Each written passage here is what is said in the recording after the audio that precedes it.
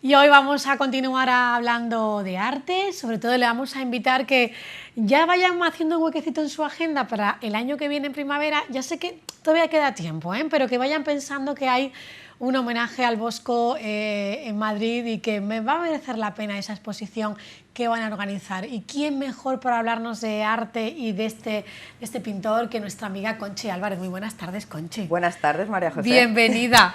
Muchas gracias. Oye, este pintor holandés que yo creo que lo del Jardín de las Delicias, todo el mundo, ¿quién no conoce ese cuadro, no? Es el cuadro de cuadros de esa época realmente, es su obra maestra, así que vamos a hablar un poquito del Jardín de las Delicias para que todo el mundo, bueno, normalmente el que va al Prado, es una obra que está en el Museo del Prado, es nuestra, de todos los españoles, se puede admirar siempre, nunca en solitario, porque es que tiene un enjambre de personas siempre viendo esa obra. Delante. Pero bueno, va a ser una exposición emblemática con motivo de que el año que viene, hace 500 años que murió el Bosco. Entonces, ante esta celebración, pues se ha organizado por parte del Museo del Prado una exposición épica, la más importante. Vienen obras que nunca habían estado en España.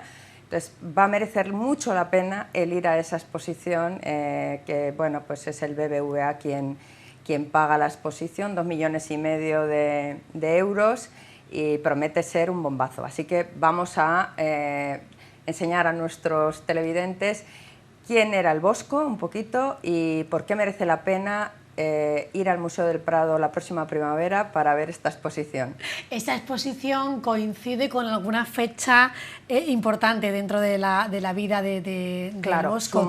Su muerte, sí. ¿Se cumplen cuántos años? 500. 500 años, 500 oye, es que años. Parece que fue ayer porque lo tenemos tan presente esta pintura, y además es una pintura tan cercana a nosotros que no parece que fuese hace tantos años. Bueno, el Bosco siempre ha entusiasmado. Desde el mismo momento en que él pintó la obra, ya tenemos testimonios muy cercanos en el tiempo al momento en el que pintó la obra, donde ya admiraba a todo el mundo. Era un pintor cotizado, él no era en vida era un pintor muy cotizado, cobraba muy bien, vivía como un rico señor, o sea, maravilloso el concepto de artista que a mí me gusta, es lo que quiero yo para todos los artistas, que vivan estupendamente de su arte. Sí, claro, porque para que vivan los herederos... Claro, eso es muy triste, está muy bien para los herederos, pero desde luego qué triste es cuando un artista muere y no ha sido reconocido en vida y el reconocimiento viene luego. No es el caso del Bosco. El Bosco era ya muy conocido, muy admirado, y de hecho esta obra de la que vamos a hablar, El Jardín de las Delicias, que es su obra cumbre, pues fue un encargo. No es algo que él pintara porque le apeteció, el arte por el arte, no. Fue un encargo que le hizo un altísimo noble de la Casa de Nassau, como regalo de bodas para su heredero, un sobrino. Él no tenía hijos, y entonces, bueno, se iba a casar su sobrino, el que le iba a heredar, y como regalo de bodas le encargó este tríptico. Es un tríptico. Un tríptico quiere decir que está formado por 3 piezas. La obra está ejecutada al óleo y pintada sobre madera de roble. Vamos a ir viéndola. Bueno, la tenemos aquí que lo había mirado yo al monitor. Exacto. Aquí tenemos el tríptico abierto. Es una obra de grandes dimensiones, tiene 2,20 metros de alto. Uf. Y así abierto son casi 4 metros, unos 3,80 o 3,89 quiero recordar, abierto. Y está hecho sobre madera. Sobre madera de roble, sí, él solía pintar sobre madera. Esta es una obra que le encargaron y él pintó para esta señor. ¿Y qué pasó con la obra? En realidad era para Enrique III de Nassau, que era sobrino de Engelberto de Nassau. Engelberto sabemos que murió de sífilis. Es una enfermedad venérea, entonces probablemente con este regalo le quiso advertir a su sobrino y heredero de el problema que traía la lujuria y los pecados de la carne. Recordemos que estamos en una época que es final de... bueno, ya es el comienzo de la Edad Moderna, pero está muy presente en las tradiciones medievales. Entonces, ahí en todo... La imagen que tienen a los televidentes es un montón de figuras, un abigarramiento de personajes, de escenas, pero muy atractivo. Es decir, el colorido es maravilloso, el colorido es el elemento principal. Ha utilizado la línea del horizonte, la ha colocado muy arriba, el punto de fuga está muy arriba. Podemos fijarnos lo poquito de cielo que tenemos. Muy poquito, por lo tanto es un jardín. Exactamente, entonces ha creado muchas capas de profundidad para, eso le permite llenarlo de infinidad de historias, de infinidad de personajes, de infinidad de cosas. Entonces, el tema ¿de qué va todo esto? Pues va de, tienes que ser bueno, observa lo que ha pasado con la humanidad desde la creación, cómo ahora vamos a ir analizando los diferentes paneles, cómo desde la creación del mundo, donde había un paraíso, que sería la tabla de la izquierda, después la humanidad, hasta antes del diluvio, vivió un dispendio absoluto. De todo. De todo tipo de lujuria. Están todos desnudos, menos un personaje en la tabla central, todos desnudos y haciendo de todo. De todo. Pero de forma muy sutil y fina. Bueno, sí, es elegante, podríamos decir. Es elegante, porque además no estamos viendo... Claro, los desnudos son elegantes, no, pero bueno, si tú te acercas a determinados detalles, tú ves una serie de cosas muy fuertes. Claro, desde aquí no se aprecia. No, pero lo vamos a ver que hay cosas muy fuertes. Y luego la última tabla, la de la derecha, que representa el infierno, es decir, la consecuencia de todos esos pecados a lo que te lleva es a las penalidades del infierno. Entonces, tenemos más detalles de este cuadro. Sí, tenemos más detalles. Ahora, este es el tríptico cerrado. Es decir, una vez que se cierra, este es el aspecto que ofrece el tríptico. ¿Qué representa? Es una grisalla, aquí no tenemos colores, ha utilizado solo el blanco, el negro y los grises resultantes.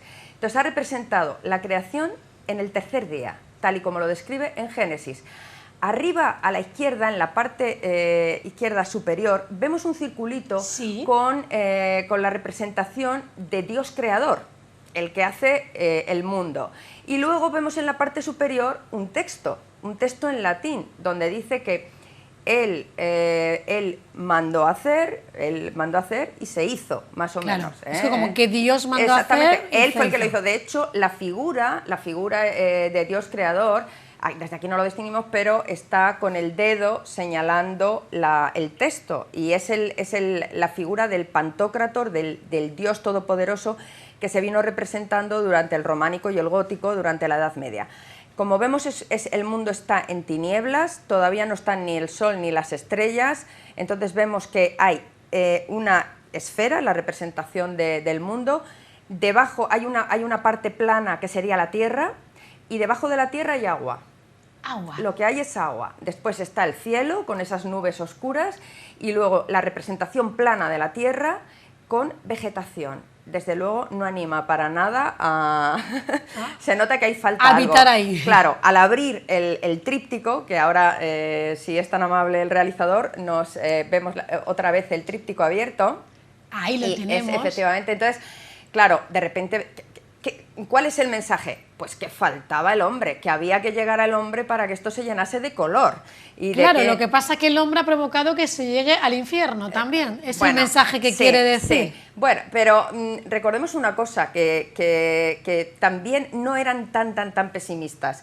En esta época la Iglesia lo controlaba todo. El Bosco, él mismo pertenecía a una cofradía y era clérigo menor. Clérigo menor es que eres cofrade, pero muy metido en la cofradía, muy implicado. De hecho, él llevaba tonsura en su cabeza. Es decir, llevaba afeitada una parte de la cabeza para que todo el mundo supiera que era clérigo menor. Clérigo menor. Él estaba con su cofradía, estaba obligado a ir a misa 2 veces por semana, tenía que hacer ayuno un día a la semana, tenía que ir a todas las reuniones de la cofradía, salir en procesión con un hábito especial. Aquí en Estepona, como hay mucho amor a las cofradías, pues a la gente no le extraña, pero hoy en el siglo XXI esto choca mucho, lo del tema de las cofradías y relacionado con el arte. Sí, entonces él era un hombre muy religioso. De hecho, ahora mismo se está cambiando la interpretación acerca del Bosco, porque durante mucho tiempo de lo que se venía diciendo es que es el pintor de los sueños, lo esotérico, lo alquimista, el mundo extraño del más allá. Y ahora mismo se está desmontando todo eso, porque se ha visto que muchas de las cosas que él va contando son refranes de la época, canciones populares, también las drolerías francesas, que son representaciones cómicas que eran famosísimas, es decir, los pueblos contrataban a los cómicos para hacer, pues eso, comedias burlescas. Vamos a ir viendo más detalles porque allá. Tenemos poco tiempo ya, Conchi. Bueno, pues aquí tenemos el panel de la creación. En la parte inferior está el elemento principal, que es Dios creador bajo la advocación de Jesucristo, con Adán sentado, hecho un señor, y Eva arrodillada. Y siendo presentada a Adán. En toda la obra hay, no misoginia, pero sí un planteamiento de la mujer, que el que había en aquella época, la mujer en el hogar y el hombre aquí en el siglo XXI que vivimos todavía nos está costando quitarnos de encima. Claro. Entonces, por ejemplo, el árbol de la sabiduría es un drago canario, curiosamente, está al lado de Adán, está rodeado el árbol de unas hojas redondas que en realidad representa las hostias, representa la Eucaristía. Entonces, luego la fuente que tenemos encima es la fuente de la vida. Y ahora, si pasamos a la siguiente imagen, tenemos al lado de la fuente de la vida, teníamos esa imagen de la izquierda, que es el monte Gólgota, representado como una roca con forma de calavera, que ahí es donde se supone que fue enterrado Adán. Entonces, a la derecha tenemos, tumbado, un cuadro de Dalí, El masturbador, conocidísimo. Es un cuadro que normalmente, evidentemente, la forma es apaisada, pero lo he colocado así para que se vea.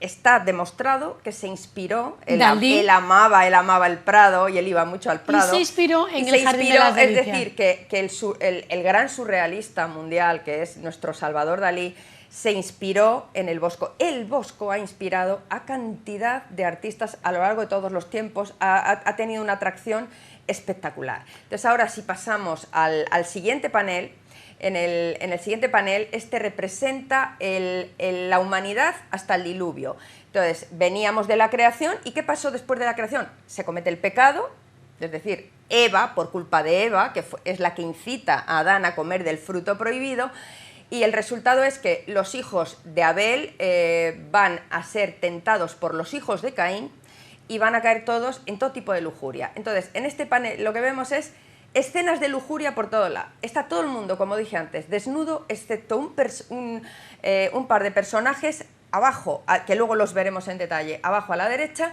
vamos a ir viéndolos, que representa a Adán. Y curiosamente hay personajes de color, hay mujeres y hombres negros, poquitos. ¿Por qué? Porque desde el año 1453 comienza la importación de esclavos negros, pero no para ponerlos a trabajos forzados ni nada. Se considera algo exótico, algo increíble. Se regalaban, es decir, a las damas se las regalaba. Es decir, le voy a regalar a mi mujer un negrito pequeño para que sea su paje y crezca. Evidentemente, si era varón, luego era castrado, para que no hubiese problemas, porque estaba en el ámbito familiar. Pero eran considerados un elemento exótico, un elemento que lucía muchísimo. La piel blanca de la mujer teniendo al lado su esclavo negro, lo digo como anécdota interesante, ¿no? Conchi, no tenemos más tiempo. Bueno, pero pues... yo quiero que tengamos una segunda parte de esto. Bueno, pues sí, podemos hablar. Nos quedamos aquí en el centro. Quedamos en y te vienes la semana que viene. Yo sé que ya vale. que a lo mejor te viene un poco mal. Vale, sí, haremos un hueco para la semana que viene. La segunda parte. Es que es muy interesante, ¿verdad? Por eso. Y como me da mucha rabia que el programa no podamos dedicarlo entero a este tema, pues lo hacemos en dos partes y así no nos quedamos con las ganas de saber más. Pues me parece muy bien. Ya me dices tú, si puedes miércoles y así... Sí, pues más bien el jueves. El jueves, me vendría mejor. Ya estamos ahí. Miércoles, jueves, pues el jueves mejor. Conchi, muchas gracias. Gracias a ti, encantada. Ay, qué interesante el Bosco, pero seguiremos la semana que viene hablando de este cuadro tan interesante, porque si no, no nos da tiempo a todo el programa. Y vamos a una pausa y volvemos con otros temas.